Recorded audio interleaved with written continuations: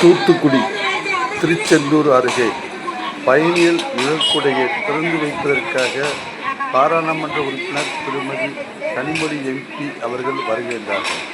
அவர்களிடம் மக்கள் கோரிக்கை வைக்கும்போது, நீங்கள் முதல்வர் இப்போது இல்லை, அதனால் என்று அவர்கள் பேசிவிட்டு சென்றது பரபரப்பாக இருந்தது.